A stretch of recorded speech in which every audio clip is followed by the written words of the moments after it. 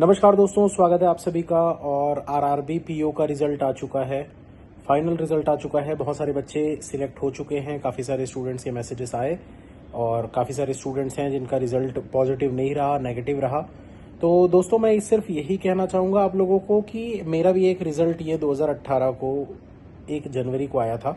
अब तो खैर डेट्स भी चेंज हो गई है रिजल्ट आने की, कभी भी अनएक्सपेक्टेडली मतलब रिजल्ट आ जाता है, कभी भी अचानक से रिजल्ट आ जाता है। तो हम पहले से प्रिपेयर्ड भी नहीं रहते हैं। मतलब होता है ना कि जैसे मैं 1 जनवरी 2018 की अगर मैं बात करूं तो मैं पहले से प्रिपेयर्ड था कि हो सकता है कि शायद कल मेरा रिजल्ट अच्छा आए या हो सकता है कि शायद कल मेरा रिजल्ट अच्छा ना आए। तो हमको समय मिल जाता था, मुझे भी वो समय मिला था। हालांकि मेरे दोनों ही रिजल्ट अच्छे आए थे, आरआरबी पीओ आरआरबी क्लर्क दोनों में ही सिलेक्शन हो गया था। लेकिन मैंने अपने फ्यूचर के लिए पहले से ही प्री प्लान कर लिया था कि अगर ये नहीं हुआ तो मैं क्या कर पाऊंगा। वो चीज़ अब नहीं है, वो सिनेरियो अब नहीं रहा है। अब चीज़ें थोड़ी सी चेंज हो गई है, अनएक्सपेक्टेड। मतलब हो सकता है कि कोई बच्चा कहीं बिजी होगा, कहीं पार्टी में होगा, कोई मूवी में होगा, कोई अपने फ्रेंड्स के साथ एंजॉय कर रहा होगा, कोई अपनी फैमिली फंक्शन में होगा और अचानक से रिजल्ट आ गया और आप लोगों के साथ मतलब आप लोगों को ये पता चला कि सिलेक्शन नहीं हुआ, पूरा साल हमारा खराब हो गया। तो एक चीज़ याद रखना मेरे दोस्त हमेशा इसलिए बोलता हूँ क्योंकि हमेशा मैं आप लोगों को दोस्त ही मानता हूँ कि कभी कभार ना कोई चीज़ हमारे साथ जो होती है ना, कुछ चीज़ें हमारे लिए अच्छे के लिए होती है, कुछ बुरे के लिए होती है।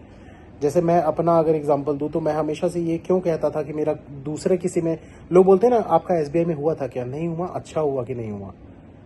आईबीपीएस पीओ में नहीं हुआ, अच्छा हुआ कि नहीं हुआ। क्योंकि अगर हो जाता ना तो शायद मैं आप लोगों को आज पढ़ा नहीं रहा होता, शायद मैं आज इस मुकाम पर नहीं पहुंचा होता, इस जगह पर नहीं बैठा होता कि मैं आप लोगों को गाइड कर रहा होता कि आपको कैसे अपनी बैंक की प्रिपरेशन करनी है।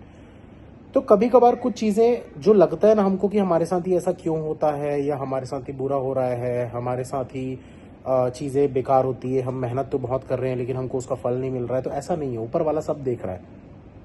हो सकता है कि आपकी किस्मत में शायद इससे बेहतर कुछ लिखा होगा जो आपको अभी नहीं समझ में आएगा, आने वाले 1 से 2 साल 3 साल बाद समझ में आएगा। मुझे भी ये चीज़ समझ में नहीं आई थी कि क्यों मेरे साथ ऐसा होता है, कि मेरे पेपर क्यों नहीं निकल रहे हैं। करीब करीब 18-19 महीने जॉब जब मेरी लगी थी 18 से 19 महीने के बाद लगी थी।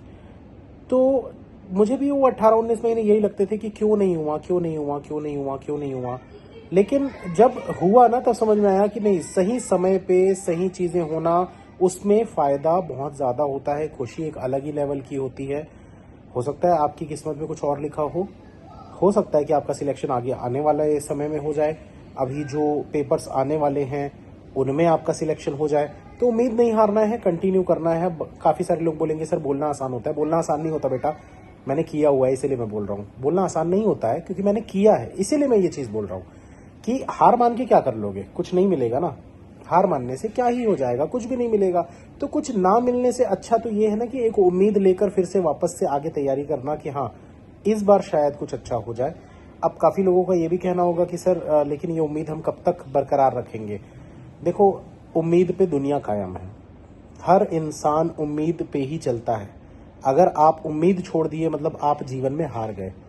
तो आप सबसे पहले तो ये डिसाइड करो कि क्या आप हारना चाहते हो, क्या आप हारने के लिए पैदा हुए थे, या आप ये सोचकर आगे बढ़ना चाहते हो कि ठीक है कोई बात नहीं, जो हो गया, अब मुझे जीतना है, मुझे आगे बढ़ना है, मुझे जीतना है, मुझे सबको साबित करना है कि मैं किस जगह पर हूँ, था या हो सकता हूँ। आपको साबित करना है। तो ऑल द बेस्ट आप सभी को, जिनका भी सिलेक्शन नहीं हो पाया और जिनका हो गया उन सभी को बहुत बहुत बधाई हो, आपके परिवार वालों को बहुत बहुत बधाई हो। लिंक मैं नीचे डिस्क्रिप्शन में दे दूंगा। अगर आप लोग सिलेक्टेड हैं तो आप बिल्कुल गूगल फॉर्म फिल कर दीजिए। सफलता दिवस भी होने वाला है, उसमें आप लोग आइए। और बहुत सारे बच्चों का एक और सवाल रहता है कि सर सफलता दिवस में तो वो बच्चे आते हैं जिनका सिलेक्शन हो जाता है, जिनका नहीं हुआ उनके लिए क्या। तो दोस्तों आप टेंशन मत लो, आप लोगों के लिए भी एक मैंने बहुत बढ़िया चीज़ सोची हुई है जो कि मैं आप लोगों के साथ रिवील करूंगा कल। तो अगर आपका सिलेक्शन नहीं हुआ है, आज अपना समय लो, अपना जो भी मतलब अपना समय आप अपने आप को देना चाहते हो, अपने फैमिली वालों को देना चाहते हो। हालांकि मुझे पता है फैमिली वालों से बात करने का मन नहीं करेगा अभी, क्योंकि वो भी सुनाएंगे ही, कुछ ना कुछ बोलेंगे ही। हो सकता है आपकी फैमिली सपोर्टिव हो तो आपको ना भी बोले। तो कल आप लोगों के लिए एक स्पेशल सेशन में लेकर आ रहा हूं दोस्तों, उस सेशन को ज़रूर देखिएगा। ज़रूर अटेंड करिएगा उस सेशन को। आप लोगों को लिंक उसका भी डिस्क्रिप्शन में मिल जाएगा।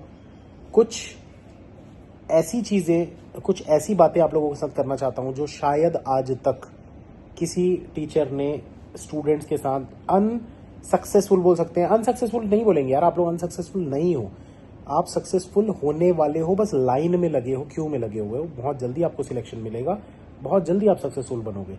तो कुछ ऐसी बातें आप लोगों के साथ शेयर करूंगा दोस्तों जिससे आप लोगों को बहुत ज़्यादा मोटिवेशन भी मिलेगा और आप लोगों को ये चीज़ समझ में आएगी कि ये अगर सिलेक्शन नहीं हुआ है ना, तो कहीं ना कहीं आप लोगों के लिए लाइफ में कुछ ना कुछ बेहतर लिखा हुआ है। All the best, you can and you will, अगर आप चाहें।